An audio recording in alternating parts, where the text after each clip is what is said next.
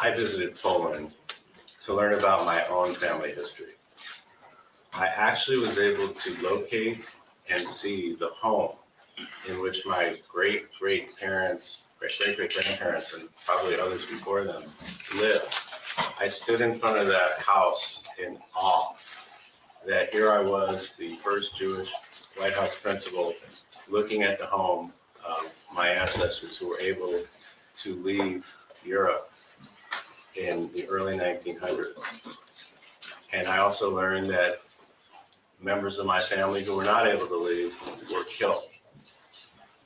It was an incredibly emotional experience, and it's something that I will never forget. It's something that has guided the work on anti-Semitism.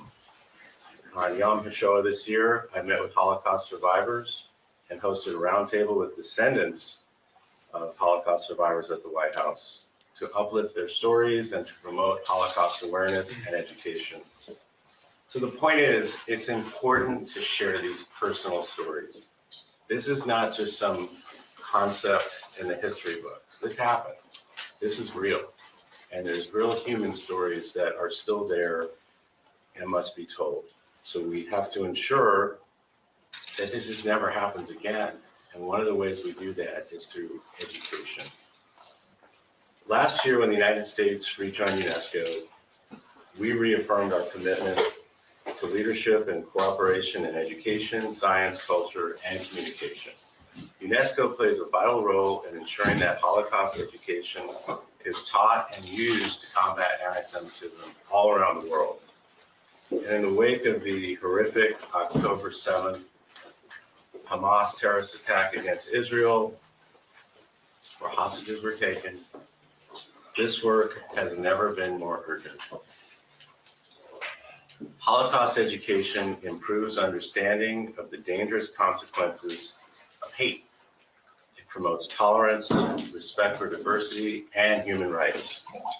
Holocaust education also encourages empathy and compassion by highlighting, as I mentioned, the resilience of the survivors, the human stories. And this is going to allow us to foster a more compassionate and just world. So today, I am proud to announce some of the progress that we have made to promote this Holocaust education.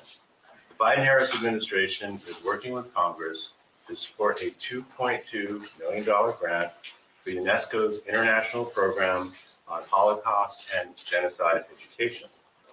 Once completed, this funding will help UNESCO promote accurate Holocaust education, counter hate, and advance the United States priorities amid this dramatic surge in anti-Semitism. As I mentioned, it's a crisis, and the Holocaust denial that unfortunately still persists around the world today.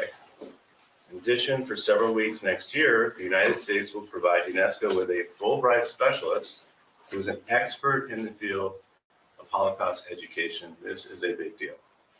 Another important signal of our commitment to providing tangible support to UNESCO's Holocaust education efforts. The United States is doing everything we can to bring global partners together on this critical issue. Just a few weeks ago, 39 countries and international organizations, including the United States, announced their endorsement of the global guidelines for countering anti-Semitism. This is a milestone diplomatic achievement. It's the first international framework for countering anti-Semitism. The guidelines include 12 widely recognized best practices intended to strengthen policy responses to prejudice, discrimination, hatred, and threats to not only Jewish communities, but all of civil society. So when it comes to these global threats, when it comes to fighting anti-Semitism, when it comes to fighting hate, we are stronger when we act together and when we act multilaterally. The work that we are talking about here will impact generations to come. It's going to promote tolerance and understanding and bring communities together rather than having them be apart. And as the only international organization with a mandate to promote Holocaust education, UNESCO's work is vital on this issue.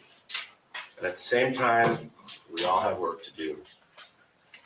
I will continue to personally engage across the United States as we work to combat the horrific levels of anti-Semitism that we have seen in the United States. I appreciate the leadership of your countries and your organizations. I'm looking forward to our discussion about how we can work together to eradicate the scourge of anti-Semitism and hate. Thank you very much. Thank you.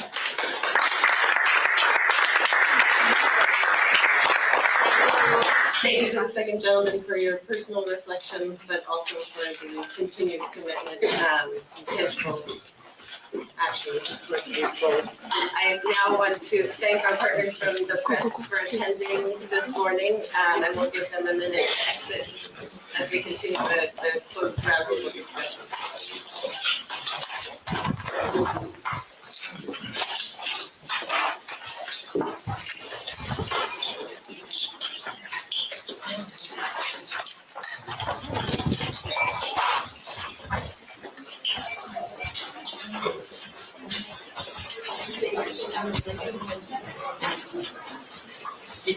What's the